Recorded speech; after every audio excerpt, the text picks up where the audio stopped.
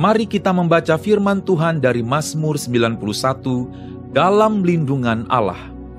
Orang yang duduk dalam lindungan yang maha tinggi dan bermalam dalam naungan yang maha kuasa akan berkata kepada Tuhan, tempat perlindunganku dan kubu pertahananku, Allahku yang kupercayai. Sungguh, dialah yang akan melepaskan engkau dari jerat penangkap burung, dari penyakit sampar yang busuk. Dengan kepaknya ia akan menudungi engkau, di bawah sayapnya engkau akan berlindung. Kesetiaannya ialah perisai dan pagar tembok. Engkau tak usah takut terhadap pendahsyatan malam, terhadap panah yang terbang di waktu siang, terhadap penyakit sampar yang berjalan di dalam gelap, terhadap penyakit menular yang mengamuk di waktu petang. Walau 1000 orang rebah di sisimu dan 10.000 di sebelah kananmu, tetapi itu tidak akan menimpamu. Engkau hanya menontonnya dengan matamu sendiri dan melihat pembalasan terhadap orang-orang fasik. Sebab Tuhan ialah tempat perlindunganmu, yang maha tinggi telah kau buat tempat perteduhanmu. Malapetaka tidak akan menimpa kamu, dan tulah tidak akan mendekat kepada kemahmu. Sebab malaikat-malaikatnya akan diperintahkannya kepadamu, untuk menjaga engkau di segala jalanmu. Mereka akan menatang engkau di atas tangannya, supaya kakimu jangan terantuk kepada batu. Singa dan ular tedung akan kau langkahi, engkau akan menginjak anak singa dan ular naga.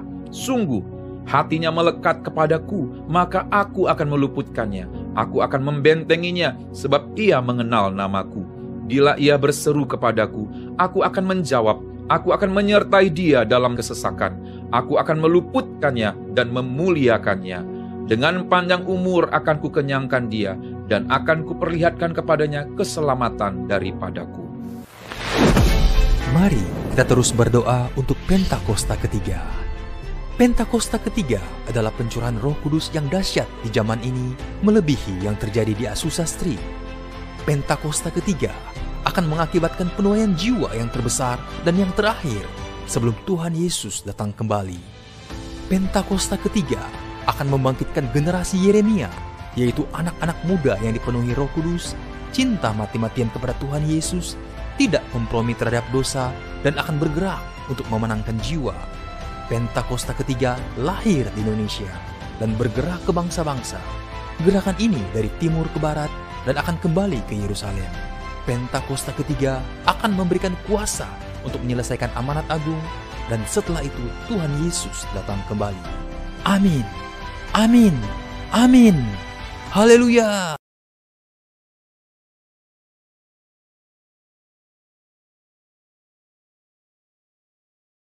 Shalom saudara sekalian, pada kesempatan kali ini kita akan membahas 3 pilar Pentakosta ketiga.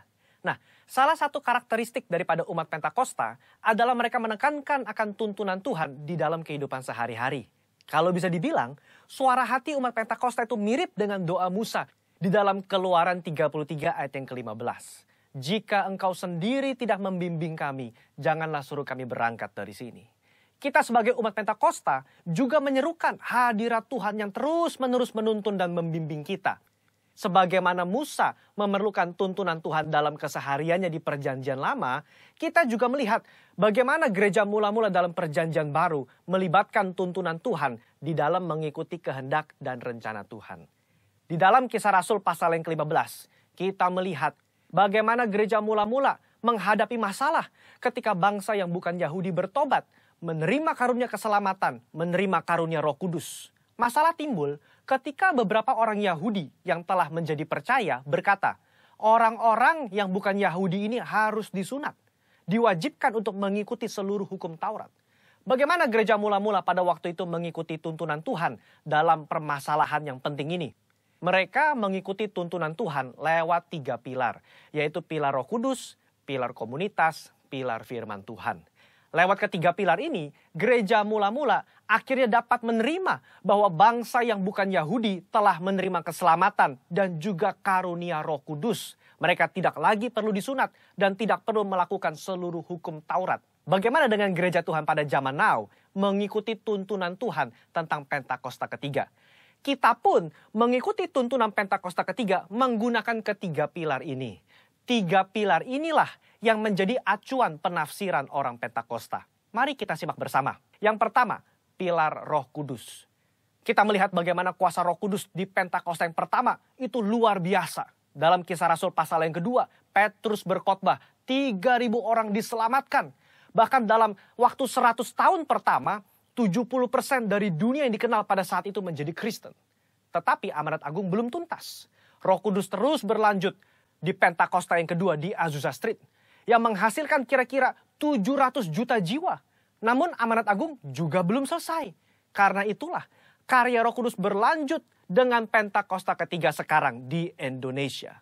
Pentakosta ketiga inilah yang akan menuntaskan amanat agung dan membawa penuaian jiwa yang terbesar dan terakhir sebelum Yesus datang kembali. Haleluya. Yang kedua, pilar komunitas orang percaya. Kita lihat bahwa tuntunan Pentakosta ketiga tidak diklaim seorang diri saja, melainkan telah didoakan, dikonfirmasi, disaksikan oleh kaum Pentakosta secara global yang diwakili oleh Empower 21.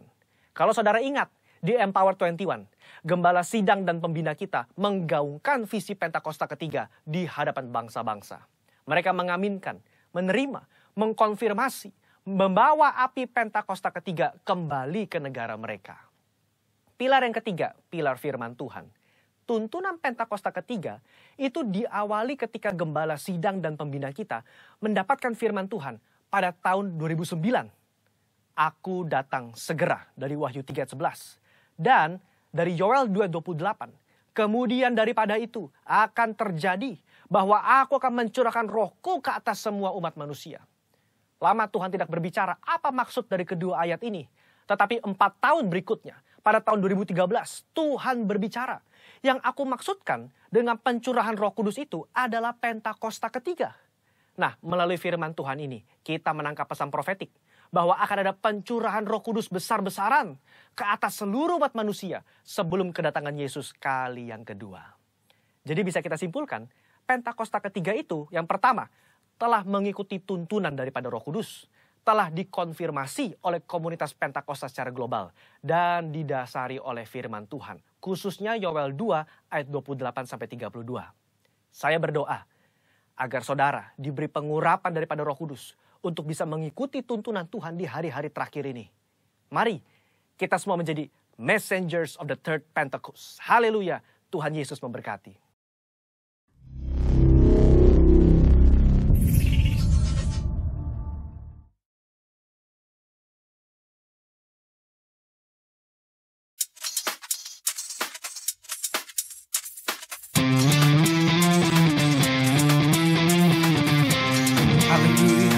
Shalom saudara, hari ini kita mau merayakan kebaikan Tuhan, amin.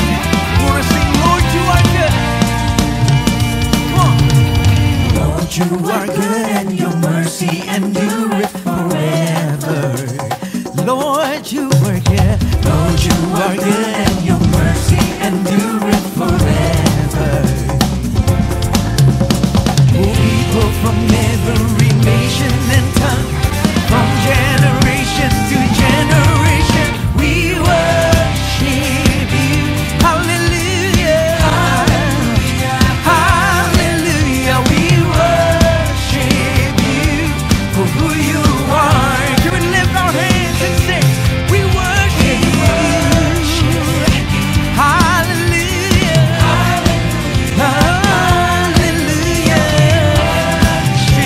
you for who you are.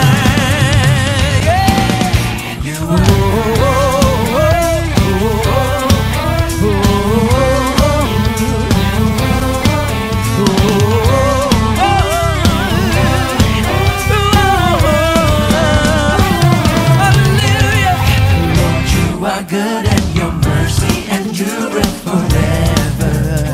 Come on, sing, Lord, you are good. Lord, you are good and your mercy endureth forever. Oh, people from every nation and tongue, from generation to generation, we worship you. Oh, hallelujah, hallelujah, we worship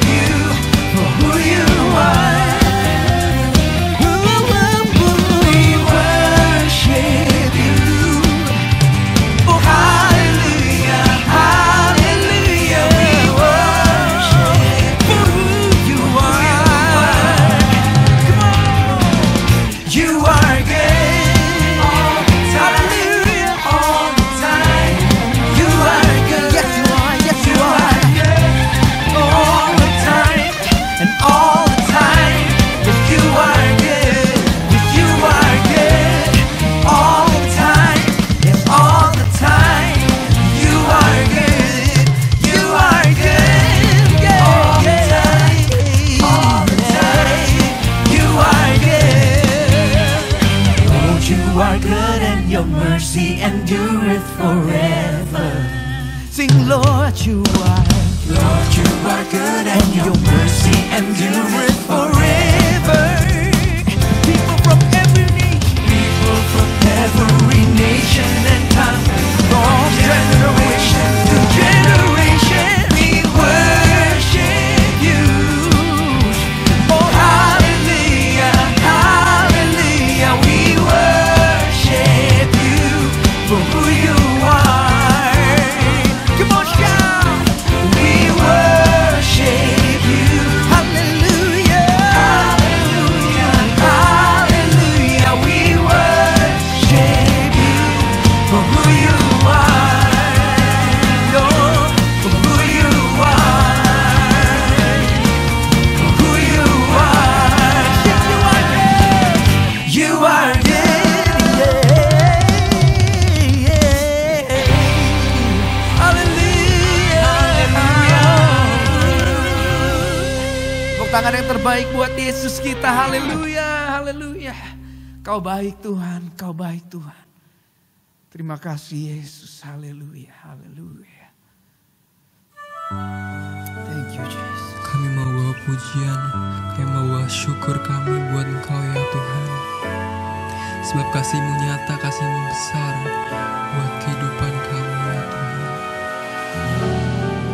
Terima kasih Yesus, Kau sungguh baik.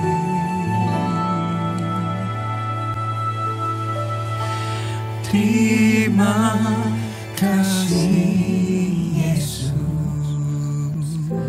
terima kasih Yesus.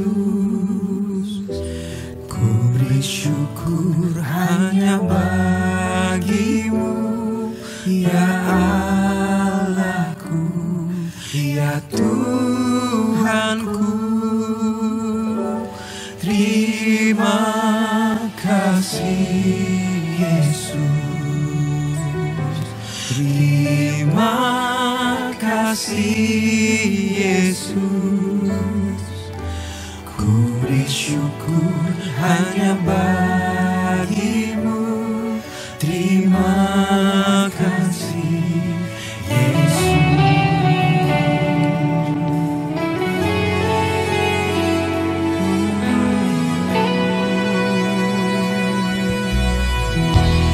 Yang dulu tak ku mengerti, sekarang Kau buat mengerti.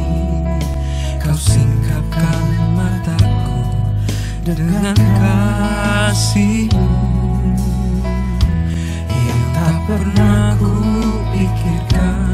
Sungguh Kau telah sediakan, Kau curahkan berkat-Mu limpah dalam hidupku. Katakan terima kasih, terima kasih Yesus, terima kasih Yesus. Ku beri syukur hanya bagi-Mu ya Allahku, ya Tuhanku. Terima kasih Yesus, terima kasih Yesus. Ku beri syukur hanya bagi-Mu. Terima kasih Yesus, terima kasih Yesus, terima kasih Yesus. Ku beri syukur hanya bagi-Mu.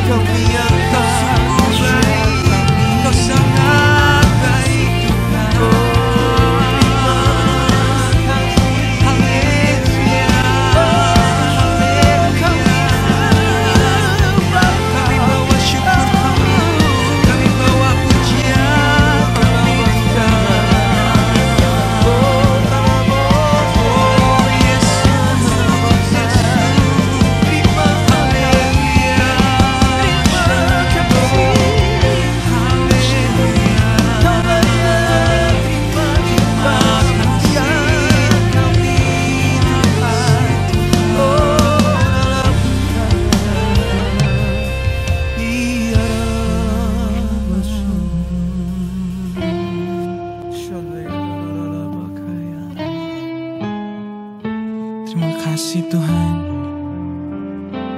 Kami rindukan hadirat-Mu hari ini.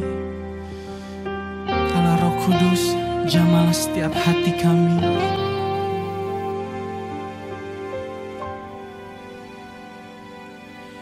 Tuhan, aku rindu. Tuhan, aku siap. Penuhi aku dengan Roh-Mu. Ku rindu lawatan-Mu. Tuhan, aku rindu. Tuhan, aku siap. Penuhi aku dengan Roh-Mu. Ku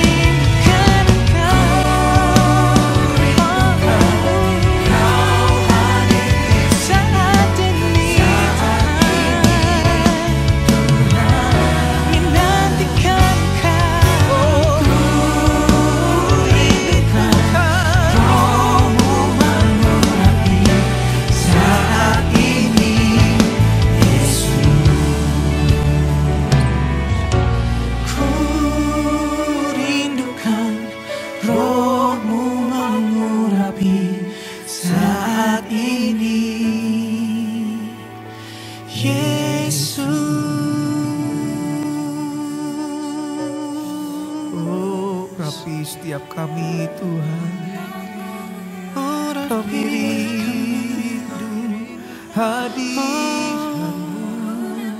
Kami nantikan Engkau saat ini. Kami perlukan kehadiran-Mu.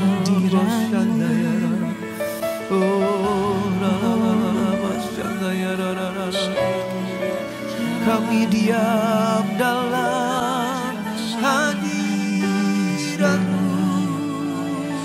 Kami angkat sembah kami tinggikan nama-Mu.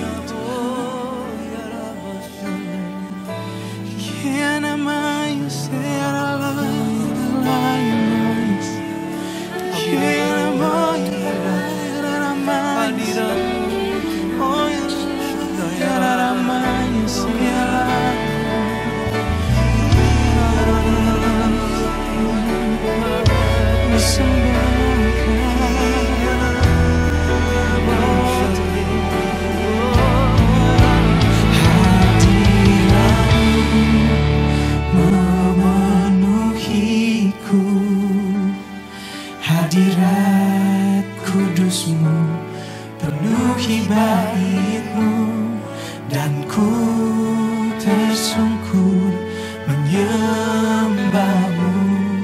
Yang ku nampak hanya kemuliaan-Mu.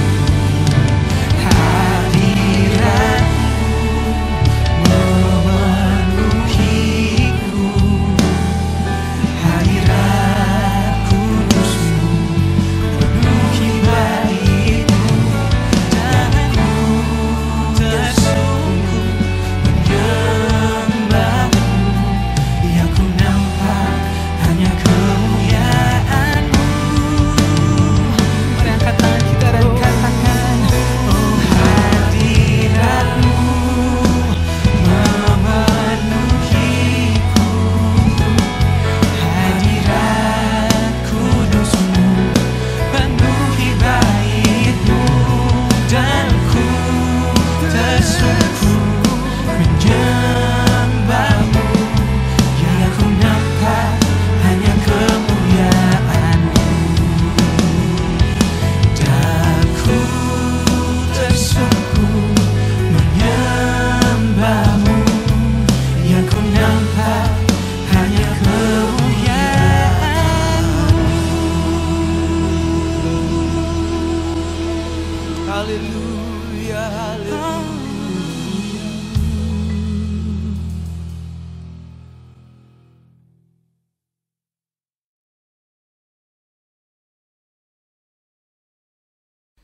Shalom saudara yang dikasihi Tuhan. Firman Tuhan hari ini memberkati kita dengan tema dipilih untuk diberkati dan menjadi berkat. Firman-Nya berkata di dalam Yohanes 15 ayat 9, seperti Bapa telah mengasihi aku, demikianlah juga aku telah mengasihi kamu. Tinggallah di dalam kasih-Ku itu. Jikalau kamu menuruti perintah-Ku, kamu akan tinggal di dalam kasih-Ku, seperti aku menuruti perintah Bapa-Ku dan tinggal di dalam kasih-Nya. Hari ini saya mau berkata, Anda dan saya dikasihi Bapa. Pegang itu, Anda dan saya dikasihi Bapa. Bapa telah mengasihi kita. Yesus telah mengasihi kita. Dan Yesus berkata, tinggallah di dalam kasih-Ku itu. Tuhan memilih kita karena Tuhan punya rencana supaya kita diberkati menjadi berkat. Ingat, menjadi berkat. Kemudian di ayat 11-nya, semuanya itu kukatakan kepadamu supaya sukacitaku ada di dalam kamu dan sukacitamu menjadi penuh. Sangat luar biasa. Katakan amin. Yesus berkata, supaya sukacitaku, kata Yesus, ada di dalam kita, dan supaya sukacita kita penuh. Arti penuh di sini berlimpah, dan kita bisa menjadi berkat buat banyak orang. Menyebarkan, memberikan sukacita. Inilah perintahku, yaitu supaya kamu saling mengasihi seperti aku telah mengasihi kamu. Yesus bilang, dia memberikan perintah buat kita supaya kita saling mengasihi seperti Yesus sudah mengasihi kita. Dan Yohanes 15 ayat 16, kita dipilih Tuhan, ditetapkan untuk pergi dan menghasilkan buah. Buah di sini menjadi berkat buat banyak orang dimanapun kita berada. Pergi di sini artinya dimanapun Tuhan tempatkan kita, Tuhan mau kita senantiasa menjadi berkat. Yohanes 15 ayat 16, bukan kamu yang memilih aku, kata Yesus, tetapi akulah yang memilih kamu. Yesuslah yang memilih kita. Katakan amin. Dan supaya kamu pergi dan menghasilkan buah, dan buahmu itu tetap, supaya apa yang kamu minta kepada Bapa dalam namaku, diberikannya kepadamu. Tuhan rindu, Tuhan berharap kita senantiasa menjadi berkat, berbuah, buah yang bisa dinikmati oleh banyak orang. Katakan amin. Dan Yesus berkata, minta kepadaku, apa saja, dikatakan, supaya apa yang kamu minta kepada Bapa dalam namaku, diberikannya kepadamu. Supaya apa? Supaya kita bisa menjadi berkat kepada banyak orang. Engkau dan saya diberkati Tuhan, bukan cuma untuk keluarga kita sendiri atau keperluan-keperluan kita sendiri, tidak. Tapi ada rencana Tuhan supaya menjadi berkat buat banyak orang.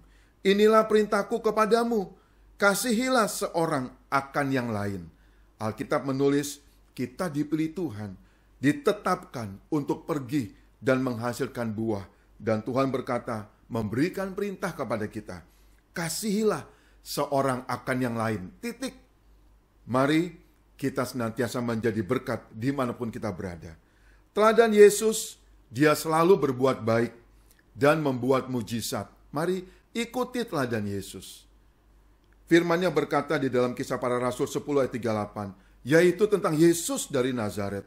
Bagaimana Allah mengurapi dia dengan Roh Kudus dan kuat kuasa. Dia yang berjalan berkeliling sambil berbuat baik dan menyembuhkan semua orang yang dikuasai iblis, sebab Allah menyertai dia. Mari perhatikan, Yesus sudah memberikan teladan. Dia pergi dan dimanapun dia pergi, dia selalu berbuat baik. Dia selalu menyembuhkan orang sakit. Artinya apa? Peduli dengan banyak orang. Dia tidak egois, dia tidak mementingkan diri sendiri, tapi dia begitu penuh dengan kasih. Itu yang Tuhan mau juga kita lakukan dalam kehidupan kita. Mari ikuti teladan Yesus. Sadari panggilan Anda dan saya untuk menjadi berkat. Saya ulangin lagi. Ayo semua jemaat, semua orang yang mendengar, engkau dan saya dipanggil Tuhan untuk menjadi berkat. Katakan amin. Yang pertama, jadilah berkat dalam doa dan perkataan. Jadilah berkat dalam doa dan perkataan. Kehidupanmu harus penuh dengan doa. Doa permohonan untuk orang lain. Jadilah berkat. Doa syafaat. Jadilah berkat. Perkataanmu perkataan yang mendatangkan berkat, bukan kutuk. Katakan amin. Yeremia 29 ayat 7 berkata, usahakanlah kesejahteraan kota. Kemana kamu aku buang, dan berdoalah untuk kota itu kepada Tuhan, sebab kesejahteraannya adalah kesejahteraanmu. Ini indah sekali, luar biasa sekali. Tuhan mau kita menjadi berkat dalam doa. Makanya jangan pernah bosan-bosan berdoa. Masuk menara doa. Naikkan doa syafaatmu untuk tetanggamu, untuk sekitarmu. Di dalam 1 Timotius 2 ayat 1. Pak, apa yang harus kita doakan? Pertama-tama aku menasihatkan, naikkanlah permohonan dan doa syafaat dan ucapan syukur untuk semua orang. Ayo jadi berkat. Jadilah berkat dalam doa dan perkataan. Senantiasa mulut kita mengeluarkan permohonan-permohonan doa. Dikatakan begini, berdoalah untuk raja-raja, untuk presiden, berdoalah untuk semua pembesar, pejabat, menteri-menteri, aparat pemerintah yang ada. Berdoalah agar kita dapat hidup tenang, tentram dalam segala kesalehan dan kehormatan. Ini pokok-pokok doa kita. Naikkan setiap hari. Itulah yang baik dan yang berkenan kepada Allah. Doa-doa seperti ini berkenan sama Allah. Doa-doa seperti ini berkenan, didengar, dikabulkan Tuhan. Waktu kita naikkan doa permohonan, doa syafaat untuk kota kita, untuk bangsa, negara. Itulah yang baik dan yang berkenan kepada Allah Juru Selamat kita, yang menghendaki supaya semua orang diselamatkan dan memperoleh pengetahuan akan kebenaran. Katakan amin. Mari hari ini yuk jadi berkat dalam doa dan perkataan kita. Lepaskan berkat. Berdoa untuk kesejahteraan kota di mana engkau ada. Berdoa untuk perusahaan di mana engkau bekerja. Bisnismu. Berdoa di mana gereja, di mana engkau tertanam, bertumbuh di sana. Berdoa dan naikkan permohonan kepada Tuhan. Naikkan doa syafaatmu. Bukan hanya doa-doa permohonan pribadi saja. Tetapi mari kita naikkan doa-doa kita. Perhatikan keadaan kita. Perhatikan sekeliling kita. Bahkan doakan keselamatan untuk jiwa-jiwa yang belum diselamatkan. Doakan mereka semua. Doakan dan taruhkan air matamu. Tambahkan air matamu untuk jiwa-jiwa yang memerlukan Tuhan keselamatan. Katakan amin. Doakan agar terjadi pertobatan hari-hari ini di daerah di mana engkau berada. Doakan pemerintahan setempat di mana engkau tinggal. Doakan pertumbuhan ekonomi di sana. Bisnis, kampus, sekolah, pendidikan-pendidikan yang ada di sana. Doakan. Bahkan keamanan setempat. Doakan. Dijauhkan dari orang-orang jahat. Dijauhkan dari semua sakit penyakit. Doakan kerukunan antar warga. Bahkan lintas agama. Doakan ini semua. Yuk jadi berkat. Karena Tuhan memanggil kita. Dipilih untuk menjadi berkat dalam doa dan perkataan. Doakan kesehatan warganya. Jadilah berkat di dalam doa. Mudah sekali kan? Mari jadi berkat di dalam doa dan perkataan. Katakan amin. Yang kedua yang Tuhan mau, jadilah berkat untuk melayani Tuhan. Ayo jadilah berkat untuk melayani Tuhan. Matius 9 ayat 37 berkata, maka katanya kepada murid-muridnya, tuaian memang banyak, tetapi pekerja sedikit. Karena itu, mintalah kepada Tuhan yang empunya tuaian, supaya ia mengirimkan pekerja-pekerja untuk tuaian itu. Dengar saudaraku, tuaian sudah banyak, pekerja sedikit. Tuhan mau kita melayani Tuhan. Katakan amin. Elisa dipanggil Tuhan, Nabi Elisa dipanggil Tuhan, sementara ia sedang bekerja. Ini luar biasa. Elisa dipanggil Tuhan, sementara ia sibuk bekerja.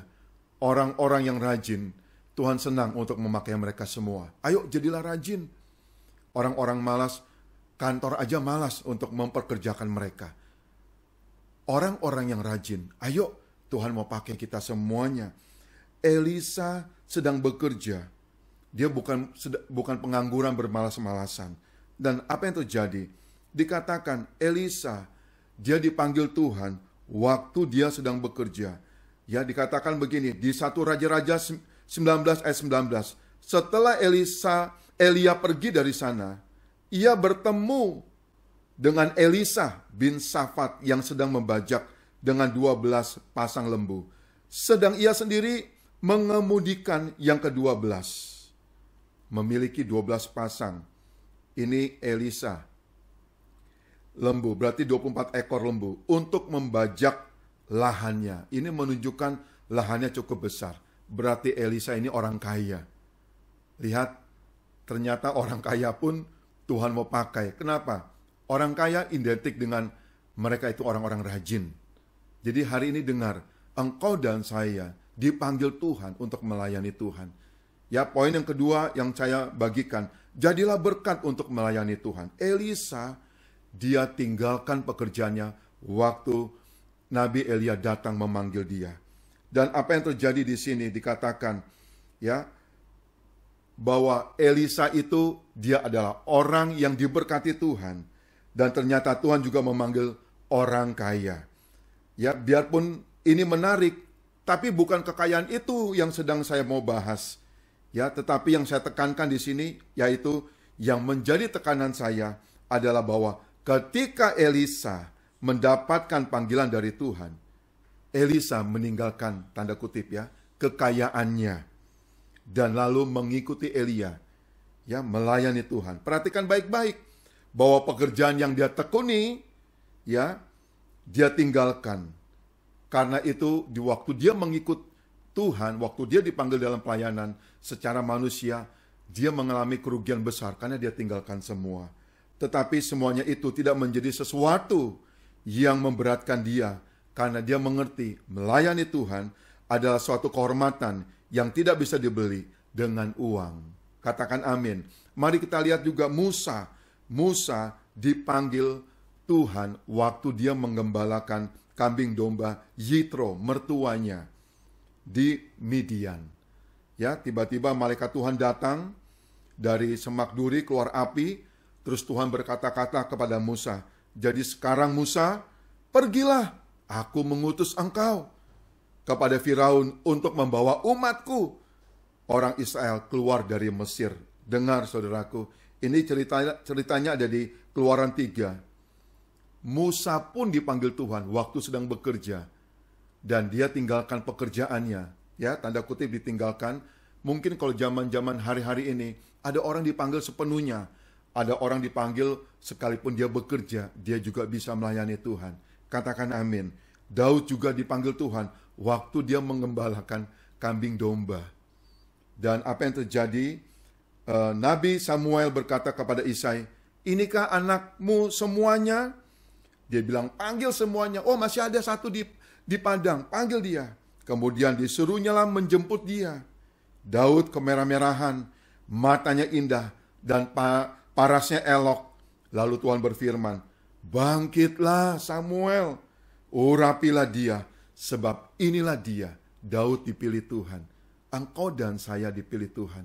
Kalau engkau dan saya dengar panggilannya, mari kita melayani Tuhan. Kita dipilih, kita diberkati untuk melayani Tuhan." Katakan amin. Juga sama Nabi Amos dipanggil Tuhan. Dia berkata, "Aku ini bukan nabi, dan aku tidak termasuk golongan nabi." Itu di Amos 7 ayat 14. Dia berkata begini, "Melainkan aku ini seorang peternak dan pemungut buah ara hutan. Tetapi Tuhan mengambil aku dari pekerjaan mengiring kambing domba. Dan Tuhan berfirman kepadaku, pergilah, bernubuatlah terhadap umatku Israel." Dahsyat sekali panggilan Tuhan. Hari ini saya mau bilang, Tuhan memanggil orang-orang tanda kutip yang biasa-biasa, karena dia mau pakai kita semua. Tuhan tidak pilih-pilih orang. Tuhan bisa panggil orang-orang yang berpendidikan tanda kutip maupun yang tidak berpendidikan tanda kutip, saudaraku. Tuhan mau pakai kita semuanya. Katakan amin. Petrus dan Andreas, ini penangkap ikan. Tuhan panggil mereka jadi pelayan Tuhan. Yakobus dan Yohanes, penangkap ikan. Tuhan panggil mereka. Dan Tuhan bilang begini, "Petrus, Andreas, mari ikutlah aku, dan kamu akan kujadikan penjala manusia." Lalu mereka pun segera meninggalkan jalannya dan mengikuti dia. Hari ini mumpung engkau dan saya masih kuat waktu panggilan itu datang, mari dengar suaranya dan layani Tuhan. Katakan amin. Begitu juga untuk Matius 9 ayat 9. Ia melihat seorang yang bernama Matius duduk di rumah cukai. Lalu ia berkata kepadanya, "Ikutlah aku." Duduk di sini bukannya dia sedang duduk-duduk, sedang kongko-kongko, bukan. Tapi dia sedang bekerja. "Ikutlah aku." Maka Matius segera mengikut Yesus. Lihat, Tuhan bisa pakai cara untuk memanggil kita. Jadi hari ini jadilah berkat. Persembahkanlah talenta, kepintaran yang Tuhan berikan buat engkau, atau kemampuanmu untuk melayani pekerjaan Tuhan, untuk melayani banyak jiwa-jiwa. Katakan amin. Jangan keraskan hatimu. Ayo, ini saatnya kita menjadi berkat untuk pekerjaan Tuhan. Ibadah onsite sudah akan dimulai. Mari bersemangat untuk melayani jiwa-jiwa. Ya, Tuhan memberkati kita semua. Matius 10 ayat 10. Ini ada pesan untuk para orang-orang pelayan-pelayan Tuhan, orang-orang yang mau dipakai Tuhan. Tuhan ngomong gini, hai pelayan-pelayanku, hai orang-orang yang dipakai Tuhan, hai orang-orang yang mau melayaniku. Tuhan berkata begini, Matius 10 ayat 10. Janganlah kamu membawa bekal dalam perjalanan. Janganlah kamu membawa baju 2 helai, kasut atau tongkat, sebab seorang pekerja patut mendapat upahnya. Orang-orang yang melayani Tuhan, tenang saudaraku. Semua itu Tuhan lihat dan kita mendapatkan upahnya. Memang kita melayani Tuhan bukan kejar upah. No, saya pun tidak mengejar itu. Saya melayani Tuhan karena Tuhan lebih dahulu melayani saya. Dan kalau saya melayani Tuhan, saya buat apa? Takut khawatir untuk kehidupan saya. Karena janji Tuhan, orang-orang yang melayani Dia patut mendapat upah dari Tuhan. Bahkan juga upah dari manusia di dunia ini. Katakan amin. Poin yang ketiga, ayo jadilah berkat dalam perbuatan baik. Dalam perbuatan baik. Jadilah berkat. 1 Timotius 6 ayat 17-19. Peringatkanlah kepada orang-orang kaya di dunia ini, agar mereka jangan tinggi hati, dan jangan berharap pada sesuatu yang tak tentu, seperti kekayaan, melainkan pada Allah yang dalam kekayaannya memberikan kepada kita segala sesuatu untuk dinikmati. Katakan amin. Wow, ini ada peringatan kepada orang-orang kaya di dunia, agar mereka jangan tinggi hati, jangan sombong. Waktu kita sudah diberkati, firman Tuhan berkata, jangan tinggi hati, jangan sombong. Ini pesan Tuhan. Banyak sekali orang kaya setelah dia diberkati, dia lupa Tuhan. Dia menjadi sombong. Dia lupa Tuhan. Dia lupa keluarga. Dia lupa suami, lupa istri, lupa anak-anak. Dia lupa gereja. Dia lupa pelayanan. Dia lupa semuanya. Dia asik berfoya-foya. Dia asik memperhatikan keegoisannya. Hari ini Tuhan mau ingatkan kepada kita. Ingat di dalam firman-Nya 1 Timotius 6, 17, 19. Jangan tinggi hati. Ya, tetapi mari melainkan pada Allah yang dalam kekayaannya memberikan kepada kita segala sesuatu untuk dinikmati. Ingat, semua kekayaanmu, semua kekayaan saya, semua apa yang saya miliki, semua apa yang kau miliki, itu datang dari Tuhan. Dan itu semua cuma titipan. Please, ayo sadar, kalau kita nanti dipanggil Tuhan, gak ada yang bisa kita bawa. Satu pun baju gak ada yang bisa kita bawa.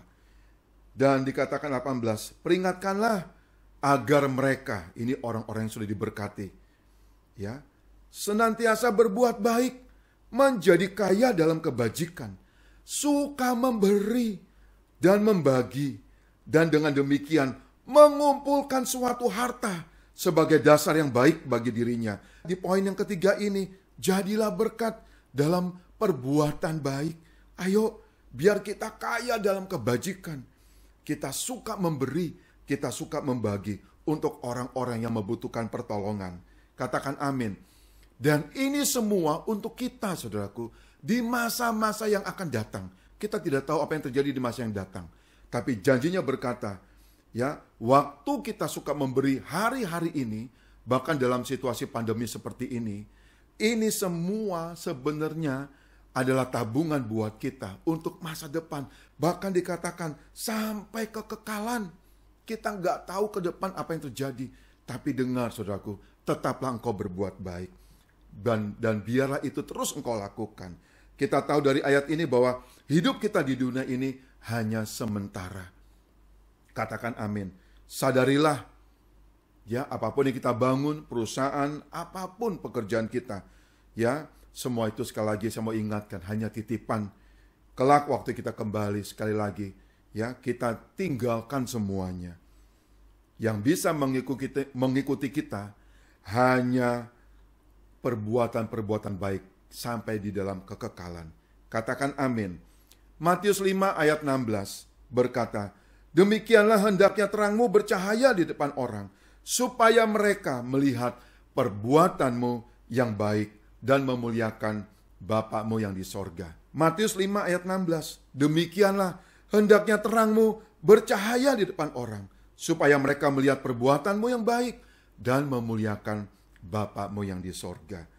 Kita berbuat baik bukan untuk pamer kepada orang lain, tapi orang lain perlu melihat perbuatan baik kita. Supaya apa? Nama Tuhan yang dimuliakan. Apalagi di tengah pandemi seperti ini ya. Ayo jangan takut-takut engkau berbuat baik. Lakukan perintah Tuhan. Mari berbuat baik kepada orang yang membutuhkan pertolongan dari kita semua. Pengikut Kristus terkenal dengan apa? Murah hati. Orang-orang Kristen itu terkenal dengan murah hati, suka memberi, apalagi selalu ramah, penuh senyum, mudah mengampuni, tidak suka membalas yang jahat dengan yang jahat. Itu orang Kristen, itu anak-anak Tuhan, itu pengikut Kristus. Ayo lakukan perbuatan-perbuatan baik, supaya banyak orang memuliakan Bapa di sorga. Katakan amin. Matius 5 ayat 13, kamu adalah garam dunia. Saya dan engkau adalah garam dunia. Jika garam itu menjadi tawar, dengan apakah ia diasinkan? Tidak ada lagi gunanya setelah dibuang dan diinjak orang. Kamu adalah terang dunia. Kota yang terletak di atas gunung tidak mungkin tersembunyi. Perhatikan ayat ini. Lagi pula orang tidak menyalakan pelita lalu meletakkannya di bawah gantang, melainkan di atas kaki dian, sehingga menerangi semua orang di dalam rumah itu. Ayat 16, perhatikan. Demikianlah hendaknya terangmu bercahaya di depan orang, supaya mereka melihat perbuatanmu yang baik dan memuliakan Bapa-Mu yang di sorga.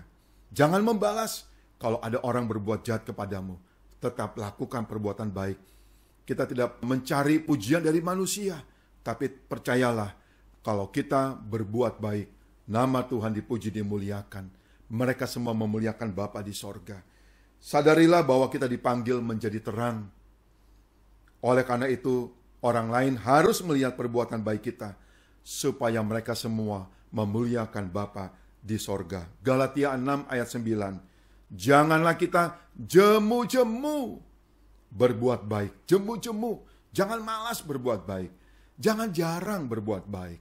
Harus rajin berbuat baik. Karena apabila sudah datang waktunya, kita akan menuai.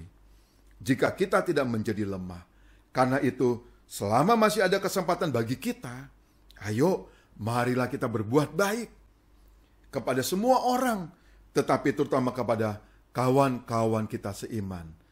Ini firman jelas sekali. Jangan jemu-jemu berbuat baik. Tuhan sudah memanggil kita, Tuhan sudah memilih kita, dan Tuhan menetapkan kita menjadi berkat. Katakan amin. Sebagai penutup, jadilah berkat dalam kesetiaan menabur.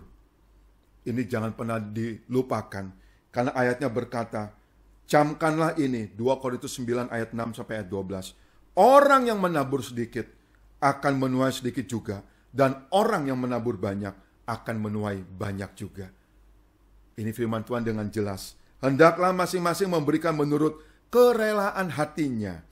Jangan dengan sedih hati atau karena paksaan. Sebab Allah mengasihi orang yang memberi dengan sukacita. Ingat, jangan lupakan menabur. Ayo lakukan perbuatan-perbuatan baik. Dan ayat selanjutnya, Allah sanggup melimpahkan kepada siapa? Kepada penabur.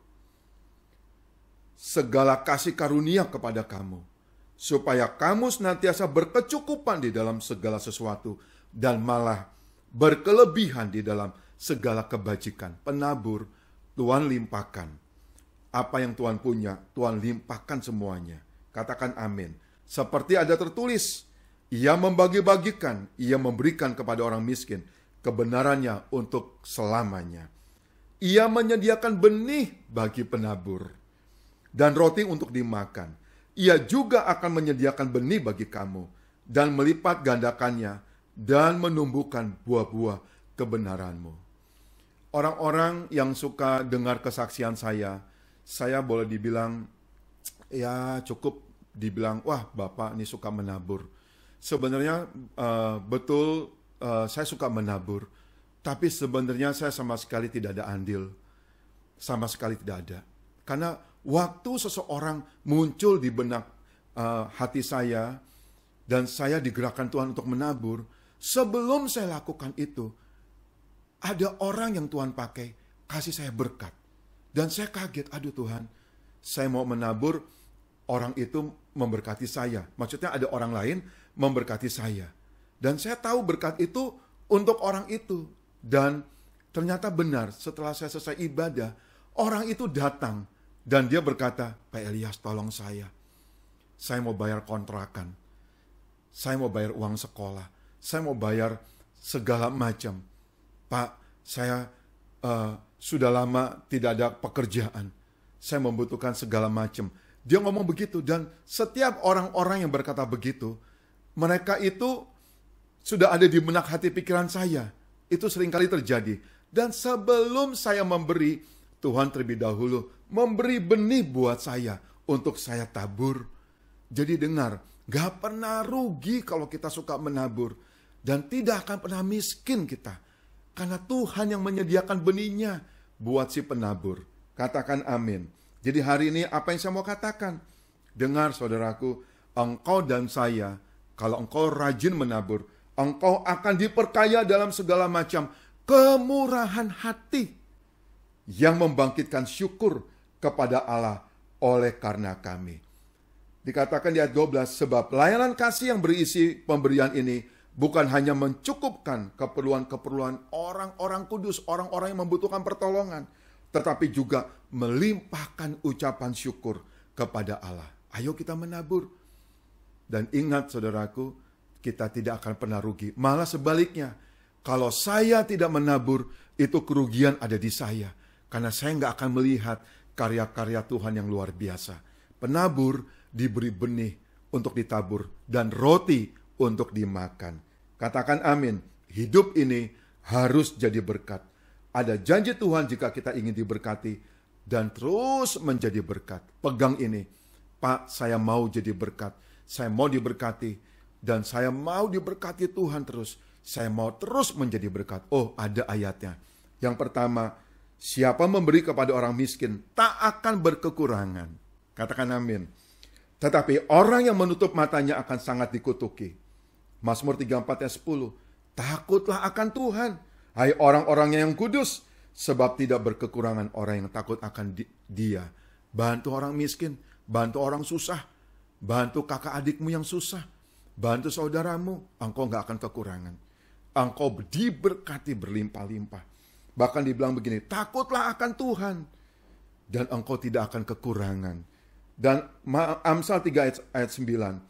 Muliakanlah Tuhan dengan hartamu dan dengan hasil pertama dari segala penghasilanmu.